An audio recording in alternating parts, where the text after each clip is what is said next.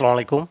তো অন্তর্বর্তীকালীন সরকারের শিক্ষামন্ত্রী আসলে কে হলেন এবং তিনি ষষ্ঠ থেকে নবম শ্রেণীর যে নতুন কারিকুলাম বই দেওয়া হয়েছে, এই কারিকুলামটা আসলে চলবে কিনা বা বাতিল করবেন কিনা, তো তা নিয়ে কথা বলবো। অত্যন্ত গুরুত্বপূর্ণ খুবই।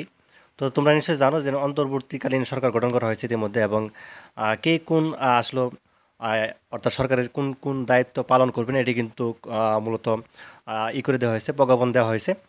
তো যা হোক, মূলত তোমাদের হচ্ছে শিক্ষা মন্ত্রণালয় এবং একই সাথে প্রাথমিক ও গণশিক্ষা মন্ত্রণালয়, এই দুটি বিষয়ে আসলে দায়িত্ব পালন করবেন ডক্টর মোহাম্মদ ইউনূস। অর্থাৎ তিনি মোট ২৭টি মন্ত্রণালয়ের যে বিভাগগুলো রয়েছে বিভিন্ন ধরনের, এই মন্ত্রণালয়ে কিন্তু কাজ করবেন। কাজেই আমরা বলতে পারি যে শিক্ষা মন্ত্রণালয় এবং সাথে প্রাথমিক গণশিক্ষা মন্ত্রণালয়, মানে শিক্ষামন্ত্রীও হচ্ছে তোমাদের হচ্ছে এই ডক্টর মোহাম্মদ ইউনূস, এবং একই সাথে হচ্ছে যে অন্যান্য মন্ত্রণালয় যে সড়ক পরিবহন বা খাদ্যমন্ত্রী, অর্থাৎ মোটামুটি ভূমি মন্ত্রণালয়, বস্ত্রপাট, ঠিক আছে, মন্ত্রিপরিষদ বিভাগ, ঠিক আছে, প্রতিরক্ষা বিভাগ, অর্থাৎ এই ধরনের ২৭টি বিভাগের হচ্ছে তিনি দায়িত্ব পালন করবেন।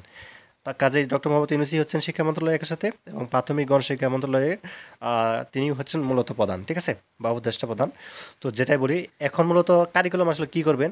তো দেখো, তিনি হচ্ছেন খুবই বিচক্ষণ মানুষ এবং খুবই সব কিছু ভাববেন এবং সব কিছু দেখবেন। তিনি বিষয়টি আসলে নতুন কারিকুলাম রাখা যায় নাকি বাদ করা যায়, ঠিক আছে।